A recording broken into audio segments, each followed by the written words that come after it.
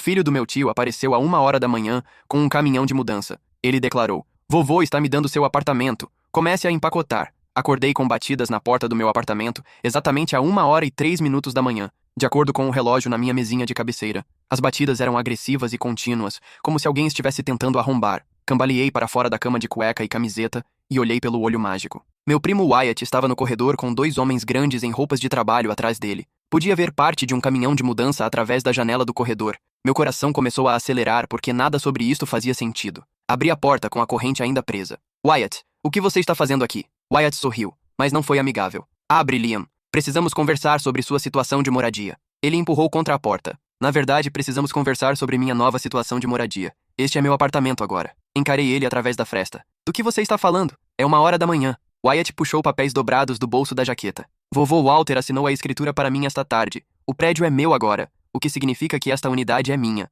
Preciso que você saia para que eu possa me mudar. Meu estômago caiu. Vovô Walter possuía este prédio com aluguel controlado no centro de Seattle, e eu morava na unidade 304 desde que comecei a pós-graduação 3 anos atrás. O prédio tinha 6 unidades, e o controle de aluguel as tornava incrivelmente valiosas neste mercado. Vovô não faria isso sem me contar, disse, mas minha voz soou incerta mesmo para mim. Wyatt deu de ombros. Bem, ele fez. Tenho a papelada bem aqui. Agora abra a porta para que possamos começar a tirar suas coisas. Trouxe ajuda. Ele gesticulou para os 2 homens atrás dele. Eles são mudanceiros profissionais. Vão ter cuidado com suas coisas. Fechei a porta e a tranquei. Minhas mãos estavam tremendo. Agarrei meu telefone da mesinha de cabeceira e liguei para vovô Walter imediatamente. Tocou 6 vezes e foi para o correio de voz. Vovô, aqui é o Liam. Me ligue de volta imediatamente. É uma emergência. Tentei de novo. Mesmo resultado. Liguei para o telefone fixo dele. Sem resposta. Algo estava muito errado. Wyatt bateu na porta de novo. Liam, não torne isso difícil.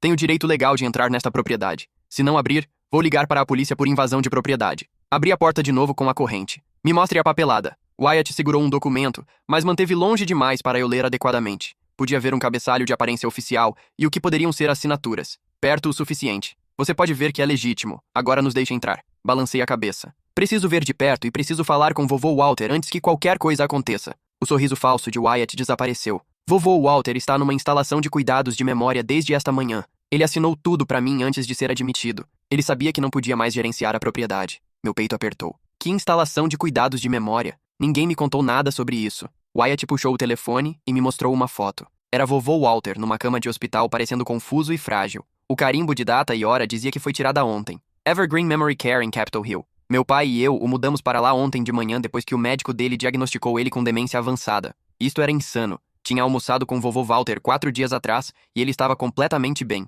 Tínhamos conversado sobre minha defesa de tese chegando no mês que vem. Ele tinha estado afiado e engajado, fazendo perguntas detalhadas sobre minha pesquisa. Ele não tem demência, disse. Acabei de vê-lo semana passada. Ele estava perfeitamente normal. Wyatt balançou a cabeça devagar, como se estivesse falando com uma criança. Essa é a questão sobre demência, Liam. Pode se esconder muito bem até de repente piorar. O médico dele disse que ele vinha mascarando os sintomas por meses. Ele guardou o telefone. Olha, sei que isto é difícil de processar, mas a realidade é que vovô não pode mais cuidar de si mesmo ou da propriedade dele. Ele fez a escolha responsável de transferir tudo para a família que pode lidar com isso. Me senti como se estivesse num pesadelo. Por que ninguém me ligou? Por que seu pai não me ligou? A expressão de Wyatt endureceu. Porque você não é realmente família. Você é o sobrinho do meu pai através do casamento com a segunda esposa dele que morreu 6 anos atrás. Uma vez que tia Rachel faleceu, você parou de ser relacionado a nós. As palavras acertaram como um soco. Minha tia Rachel tinha sido a esposa de tio Neil, e quando ela morreu de câncer quando eu tinha 19 anos, perdi a pessoa que me conectava a este lado da família. Mas vovô Walter tinha insistido que eu ainda era família. Ele tinha me ajudado com a faculdade, me dado este apartamento a uma fração do aluguel de mercado, esteve em cada momento importante desde que tia Rachel morreu. Vovô Walter não se sente assim, disse. Wyatt se inclinou mais perto da fresta na porta. Vovô Walter não lembra quem você é metade do tempo agora. Quando estávamos na instalação ontem, ele perguntou quem você era quando mostrei uma foto. Ele achou que você era algum estudante de pós-graduação que costumava conhecer. Aquilo não podia ser verdade, mas a confiança de Wyatt me fez duvidar de tudo. Preciso vê-lo, disse. Preciso falar com ele diretamente. Wyatt assentiu. Claro! Você pode visitar durante o horário normal, mas agora é 1 hora da manhã e preciso me mudar para meu apartamento novo. Então você tem 2 escolhas. Pode empacotar suas coisas essenciais e sair pacificamente, ou posso ligar para a polícia e te remover por invasão de propriedade. Um dos mudanceiros atrás dele mudou o peso e cruzou os braços. Eles eram ambos caras grandes, provavelmente nos 30 anos, e pareciam desconfortáveis com esta situação toda. Isto é legal? O mudanceiro mais baixo perguntou a Wyatt. Você tem uma ordem de despejo? Wyatt puxou mais papéis. Tenho uma transferência de escritura assinada pelo dono da propriedade. Isso me faz o proprietário. Não preciso de ordem de despejo para tomar posse da minha própria propriedade. O mudanceiro não pareceu convencido, mas não argumentou. Fechei a porta de novo e tentei pensar. Meu telefone mostrava 1h17. Liguei para meu colega de quarto da graduação, Oliver, que estava na faculdade de Direito agora. Ele atendeu no terceiro toque, suando sonolento. Liam, o que houve? Expliquei tudo numa correria. Oliver ficou quieto por um momento. Não deixe ele entrar. Não abra aquela porta. Mesmo se ele possui o prédio, não pode te despejar sem aviso adequado. No estado de Washington, são pelo menos 20 dias de aviso por escrito. Alívio me lavou. Então não tenho que sair? A voz de Oliver estava mais alerta agora. Absolutamente não. Diga que vai vê-lo no tribunal se ele tentar entrada forçada. E ligue para a polícia você mesmo se ele não for embora. O que ele está fazendo é ilegal. Abri a porta de novo. Meu advogado diz que você não pode me despejar sem 20 dias de aviso por escrito. Então você e seus mudanceiros precisam ir embora. O maxilar de Wyatt cerrou. Não estou te despejando. Você nunca teve um contrato de aluguel legal. Você estava morando aqui como hóspede do dono da propriedade. Agora que sou o dono, estou revogando esse status de hóspede. Oliver ainda estava no telefone e ouviu isto. Isso é mentira. Ele disse alto o suficiente para Wyatt provavelmente ouvir. Peça para ele te mostrar o contrato de aluguel ou documentação, provando que você era só hóspede. Repeti a pergunta de Oliver. Wyatt pareceu irritado agora. Não há documentação por escrito porque foi um arranjo familiar, mas arranjos familiares terminam quando a propriedade muda de mãos. Oliver falou no meu ouvido. Diga que você tem pago aluguel, o que cria uma locação mês a mês com proteções legais. Depois diga para ele ir embora ou você está ligando para a polícia. Eu vinha pagando a vovô Walter $600 por mês por este apartamento de um quarto que normalmente alugaria por $2.400 nesta vizinhança. Tinha recibos de cada pagamento através do Venmo. Tenho pago aluguel por 3 anos, disse a Wyatt. Isso me faz um inquilino legal com direitos de inquilino. Você precisa me dar aviso adequado. Agora vá embora antes que eu ligue para a polícia. Wyatt me encarou por um longo momento. Depois virou para os mudanceiros. Vamos lidar com isto através de canais oficiais. Os mudanceiros pareceram aliviados e foram em direção às escadas. Wyatt apontou para mim através da fresta. Você está atrasando o inevitável. Este apartamento é meu e você estará fora em um mês, quer coopere ou não. Ele saiu e ouviu o caminhão de mudança ligar lá fora alguns minutos depois. Fechei a porta e a tranquei. Depois coloquei uma cadeira contra ela para segurança extra. Oliver ainda estava no telefone. Você foi bem. Agora precisa documentar tudo. Escreva exatamente o que aconteceu com carimbos de data e hora. Tire fotos de qualquer papelada que ele mostrou se puder. E na primeira coisa segunda de manhã, você precisa ir ver seu avô. Passei o resto da noite escrevendo cada detalhe que conseguia lembrar. O carimbo de hora de quando Wyatt chegou, as palavras exatas dele, a presença dos mudanceiros, a foto que ele me mostrou de vovô Walter, a alegação sobre demência e a instalação de cuidados de memória. Às 6 da manhã, dirigi para Evergreen Memory Care em Capitol Hill. A instalação era um prédio moderno com muitas janelas e uma entrada cuidadosamente paisagística. A atendente da recepção pareceu surpresa de ver alguém tão cedo. Estou aqui para ver o Walter Jameson, disse. Sou o neto dele. A atendente checou o computador. Sr. Jameson foi admitido ontem. Horário de visita não começa até às 9. Me inclinei no balcão. Por favor, acabei de descobrir que ele está aqui. A família dele não me contou. Preciso vê-lo. Algo na minha voz deve tê-la convencido porque ela pegou um telefone. Deixe-me checar se ele está acordado. Ela falou quietamente com alguém, depois desligou. Quarto 107. Ele está acordado e alerta. A enfermeira diz que você pode ter 15 minutos. O quarto 107 ficava num corredor longo com paredes cor creme e arte de paisagens pacíficas. Encontrei vovô Walter sentado numa cadeira perto da janela, totalmente vestido em calças e um casaco de lã lendo o jornal. Ele olhou para cima quando bati. Liam, o que você está fazendo aqui tão cedo? Alívio inundou através de mim. Ele me reconheceu imediatamente. Os olhos dele estavam claros e focados. Vovô, o que está acontecendo? Wyatt apareceu no meu apartamento à 1 da manhã dizendo que você assinou o prédio para ele. O rosto de vovô Walter mudou completamente. A expressão calma desapareceu, substituída por confusão e medo. O quê? Não assinei nada para ninguém. Ele colocou o jornal de lado. Por que Wyatt diria isso? Puxei meu telefone e mostrei a foto que Wyatt tinha tirado. Ele disse que você tem demência, que foi diagnosticado ontem e admitido aqui. Vovô Walter encarou a foto. Isso foi tirada ontem, mas não por causa de demência. Tive uma reação ruim a alguma medicação nova de pressão arterial. Neil me trouxe para o pronto-socorro porque estava tonto e confuso. Eles queriam me manter durante a noite para observação. Ele me olhou. Ninguém disse nada sobre demência ou cuidados de memória. Esta é uma ala de recuperação hospitalar, não uma instalação de cuidados de memória. Minha mente estava acelerada. Você assinou quaisquer papéis enquanto estava aqui? Vovô Walter pensou por um momento. Neil me fez assinar alguns documentos. Ele disse que eram formulários de consentimento médico caso eu precisasse de procedimentos. O rosto dele ficou pálido. Meu Deus, O que realmente assinei? Eu precisava ver aqueles documentos. Onde está tio Neil agora? Vovô Walter checou o relógio. Ele disse que voltaria às 8 da manhã para me levar para casa. O médico me liberou esta manhã. Ele se levantou devagar. Liam, se o Wyatt acha que possui meu prédio, algo muito errado aconteceu. Ajudei ele a sentar de volta. Fique aqui. Vou descobrir isso. Liguei para Oliver de novo e expliquei o que vovô Walter me contou. A voz de Oliver estava apertada de raiva. Eles cometeram fraude. Se seu avô assinou documentos pensando que eram formulários médicos, mas eram na verdade transferências de propriedade, isso é fraude de livro-texto e abuso de idoso. Ele pausou. Você precisa de um advogado imediatamente. Não eu. Ainda estou na escola. Você precisa de alguém que se especialize em direito de idosos. Oliver me deu o nome de uma professora na faculdade de direito dele que lidava com estes casos. Liguei para o escritório dela e deixei um correio de voz urgente explicando a situação. Depois sentei com vovô Walter e esperei tio Neil chegar. Exatamente às 8, tio Neil entrou no quarto. Ele parou quando me viu. Liam, o que você está fazendo aqui? Me levantei. Seu filho apareceu no meu apartamento à 1 da manhã com um caminhão de mudança. Ele disse que vovô assinou o prédio para ele. Quer explicar isso? A expressão de tio Neil não mudou, o que de alguma forma fez pior. Seu avô tomou uma decisão sobre a propriedade dele. Esse é o direito dele. Ele caminhou para ajudar vovô Walter a se levantar. Vamos, pai. Vamos te levar para casa. Vovô Walter se afastou dele.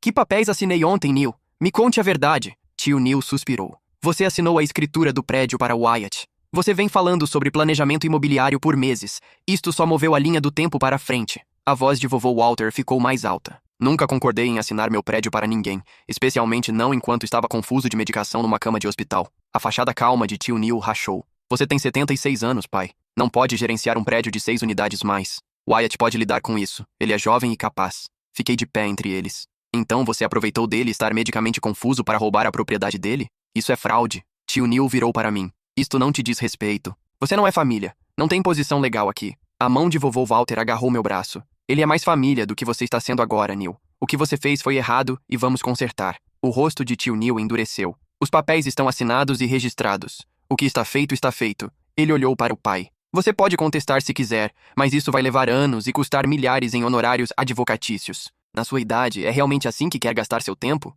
A manipulação era óbvia e cruel. Tio Neil estava apostando que vovô Walter não teria energia ou recursos para lutar. Vamos lutar, disse. E vamos ganhar porque o que você fez é ilegal. Tio Neil caminhou para a porta. Boa sorte com isso. Wyatt se muda para a unidade 304 este fim de semana. Você tem até domingo para estar fora. Ele saiu e vovô Walter desabou de volta na cadeira. Não posso acreditar que ele fez isso. O próprio pai dele. Me ajoelhei ao lado dele. Vamos consertar isso. Prometo. A advogada, professora Diana Reeves, me ligou de volta às 9h30. Expliquei tudo enquanto vovô Walter ouvia. A professora Reeves fez um som de nojo. Este é um dos casos mais claros de abuso financeiro de idoso que ouvi em anos. Precisamos agir imediatamente. Ela explicou o processo. Primeiro, registramos uma petição emergencial para congelar a transferência de propriedade. Depois, solicitamos uma avaliação de competência para o meu avô para provar que ele era capaz de tomar decisões e foi manipulado. Precisaríamos dos registros hospitalares mostrando a reação à medicação dele e o estado confuso. Ela pausou. Com que rapidez você pode conseguir esses registros? Olhei para vovô Walter. Agora mesmo. Ainda estamos no hospital. A professora Reeves me deu instruções sobre o que solicitar. Em 2 horas, tínhamos cópias dos registros de admissão hospitalar de vovô Walter, registros de medicação e anotações de enfermagem documentando a confusão e desorientação dele. As anotações declaravam claramente que ele não estava em condição de tomar decisões legais ou financeiras. Encontramos a professora Reeves no escritório dela ao meio-dia. Ela era uma mulher nos 50 anos com cabelo grisalho curto e olhos afiados que não perdiam nada. Ela revisou os registros hospitalares. Isto é excelente. Estabelece que o Sr. Jameson estava medicamente incapacitado no momento em que assinou os documentos. Ela olhou para vovô Walter. Você entendeu que estava assinando sua propriedade? Vovô Walter balançou a cabeça. Neil me disse que eram formulários de consentimento médico. Não os li cuidadosamente porque estava tonto e confuso. Confiei no meu filho. A professora Reeves tomou notas. Isso é fraude e influência indevida. Temos um caso forte. Ela explicou que precisávamos nos mover rápido. Se Wyatt tomasse posse física do apartamento, fica mais difícil reverter. Posse cria as próprias complicações. Ela redigiu uma petição emergencial e a registrou eletronicamente aquela tarde. O tribunal agendou uma audiência para quinta-feira, 3 dias de distância. A professora Reeves também registrou uma ordem de restrição temporária, prevenindo quaisquer mudanças de ocupação até a audiência. Segunda à noite, Wyatt me ligou. Ouvi que você conseguiu uma advogada. Isso é desperdício de dinheiro. A transferência é legal. Eu estava gravando a ligação. Oliver tinha me dito para gravar tudo. A transferência é fraudulenta. Vovô estava medicamente incapacitado quando assinou. Wyatt riu. Ele estava confuso de medicação. Isso não significa que não entendeu o que estava assinando. Temos uma testemunha. A tabeliã estava lá. Aquela era a informação nova. Que tabeliã? A voz de Wyatt tinha um sorriso nela. Meu pai teve uma tabeliã móvel vindo ao hospital. Ela verificou a identidade do vovô e testemunhou a assinatura dele. Tudo foi feito adequadamente. Meu estômago afundou. Se havia uma tabeliã, os documentos pareceriam ainda mais legítimos. Vamos ver o que o juiz diz, disse e encerrei a ligação. Toquei a gravação para a professora Reeves. Ela franziu a testa. A tabeliã complica as coisas, mas não muda a fraude fundamental. Tabeliões verificam identidade e disposição para assinar, mas não devem autenticar documentos quando alguém está medicamente incapacitado. Ela puxou regulamentações estaduais no computador. Em Washington, tabeliões são obrigados a recusar serviço se o signatário aparenta confuso ou incapaz de entender o documento. Precisamos falar com esta tabeliã. A professora Reeves intimou os registros da tabeliã. O nome da tabeliã era Kelly Brennan e ela cobrou $200 pelo serviço móvel ao hospital. A professora Reeves ligou para o escritório dela. Senhorita Brennan, estou representando Walter Jameson num caso envolvendo documentos que você autenticou na quinta-feira. Preciso te fazer algumas perguntas sobre as circunstâncias. A voz de Kelly Brennan estava defensiva. Não discuto meus clientes. A professora Reeves ficou profissional. Você será intimada a testemunhar numa audiência quinta-feira. Estou te dando a oportunidade de cooperar agora e explicar o que aconteceu. Houve uma pausa longa. O homem parecia confuso. Anotei isso no meu diário, mas o filho me assegurou que o pai era sempre assim, que era o estado normal dele. A voz de Kelly ficou mais quieta.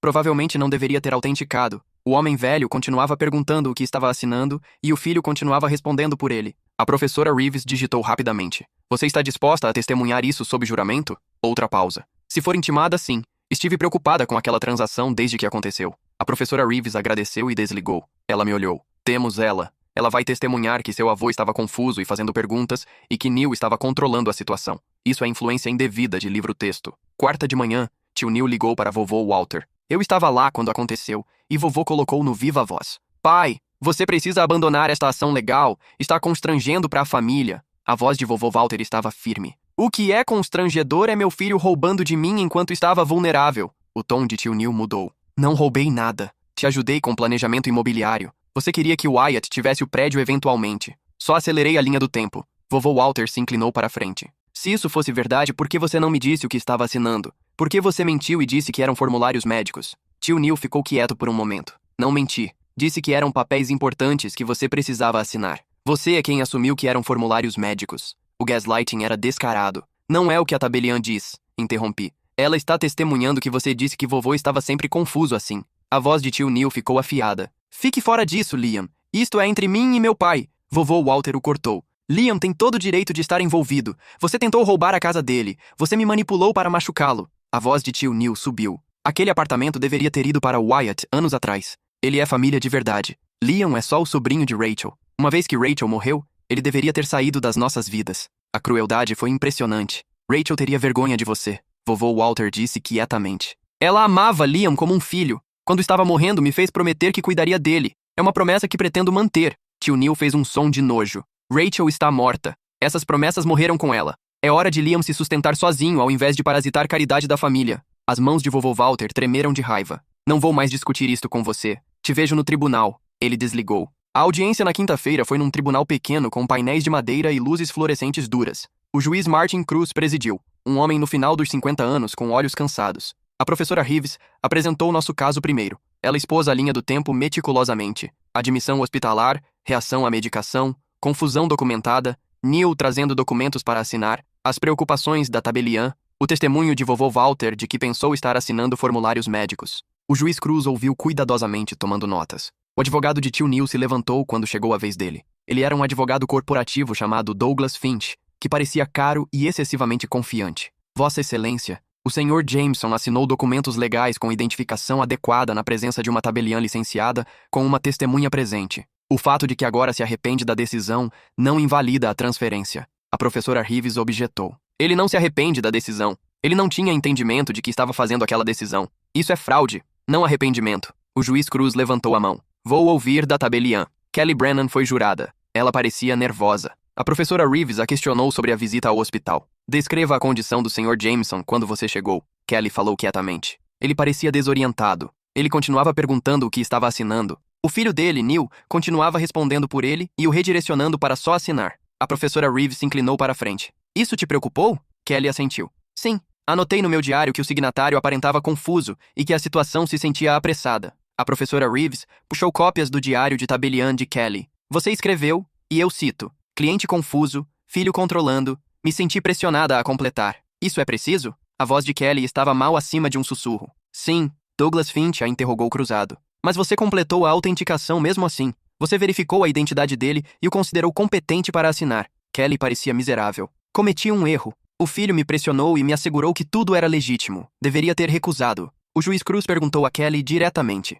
Na sua opinião profissional, o Sr. Jameson estava em condição de entender o que estava assinando? Kelly encontrou os olhos dele. Não, Vossa Excelência. Ele não estava. Douglas Finch tentou se recuperar. Vossa Excelência, o questionamento posterior da tabeliã não muda a validade de documentos adequadamente executados. O juiz Cruz olhou para os registros hospitalares. Os registros médicos mostram que o Sr. Jameson estava experienciando confusão aguda de interação medicamentosa. As anotações de enfermagem, especificamente, declaram que ele não estava orientado para tempo ou situação. Ele olhou para tio Neil. Sr. Jameson, você disse ao seu pai que estes eram formulários de consentimento médico? Tio Neil se levantou. Disse que eram papéis importantes que ele precisava assinar para o cuidado e planejamento futuro dele. Se ele entendeu mal, não é minha culpa. A expressão do juiz Cruz endureceu. Você disse explicitamente que ele estava assinando a escritura do prédio dele? Tio Neil hesitou. Não achei que precisasse soletrar. Ele vinha falando sobre planejamento imobiliário. O juiz Cruz se recostou. Então, você aproveitou do estado medicamente confuso do seu pai para obter a assinatura dele em documentos que ele não entendia,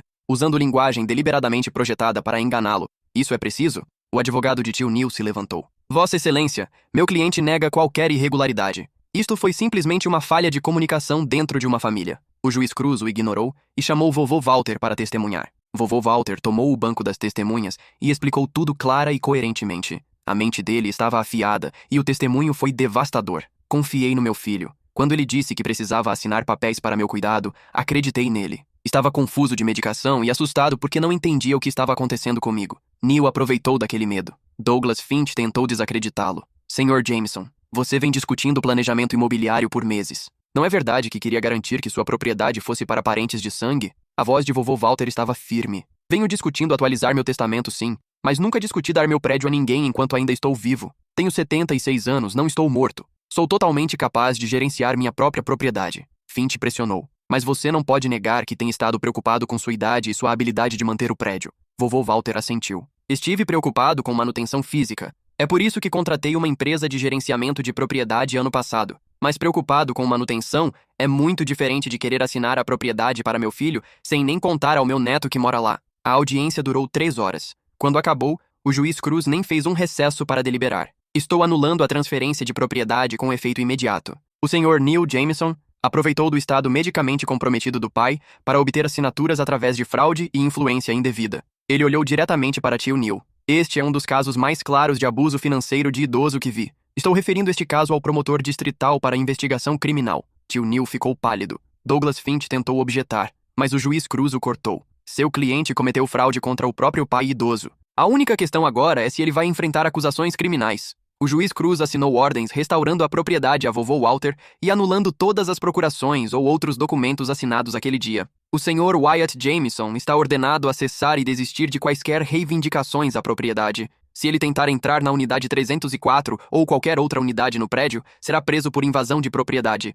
Wyatt, que estava sentado no fundo do tribunal, se levantou com raiva. Isto não é justo. Seguimos o processo legal. O juiz Cruz o encarou. Você seguiu um processo fraudulento. A diferença. Seja grato de que não estou te considerando em desacato agora. Ele dispensou o tribunal. A professora Reeves nos encontrou no corredor. Aquela foi uma vitória completa. Seu avô mantém a propriedade e a transferência está anulada. Ela olhou para tio Neil e Douglas Finch saindo. A investigação criminal será interessante. Abuso financeiro de idoso pode carregar penalidades sérias. Vovô Walter parecia exausto, mas aliviado. Obrigado, Diana. E obrigado, Liam, por não desistir quando Wyatt apareceu no meio da noite. Abracei ele cuidadosamente. Você é família, vovô. Família de verdade. Nada que Neil ou Wyatt disseram muda isso. Nas semanas seguintes, as consequências continuaram. O promotor distrital abriu uma investigação formal contra tio Neil e Wyatt por abuso de idoso e fraude. A tabeliã, Kelly Brennan, foi repreendida pela Comissão Estadual de Tabeliões por autenticar documentos quando o signatário estava obviamente prejudicado. Tio Neil contratou um advogado de defesa criminal.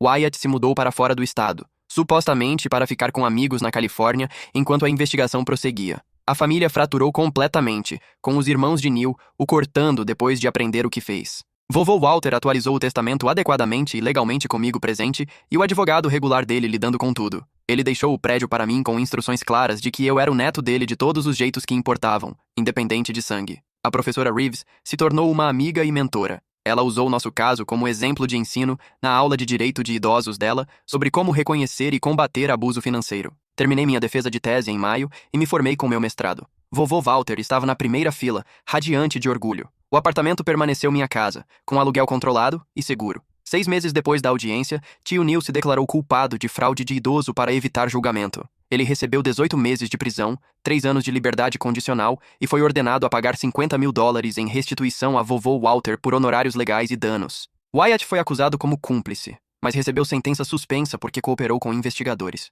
O caminhão de mudança que apareceu à 1 da manhã se tornou uma piada sombria entre vovô Walter e eu. Pelo menos vieram preparados, ele diria. Realmente se comprometeram com a fraude. Algumas famílias são conectadas por sangue, e algumas são construídas por escolha e amor que sobrevive à traição e batalhas legais. A minha foi do segundo tipo, e isso a fez mais forte do que qualquer DNA alguma vez poderia. O apartamento na unidade 304 permaneceu minha casa através do meu programa de doutorado, e além, um lugar onde família significava algo mais profundo que genética, e onde aparecer à 1 da manhã com um caminhão de mudança não podia quebrar laços forjados ao longo de anos de amor e confiança genuínos.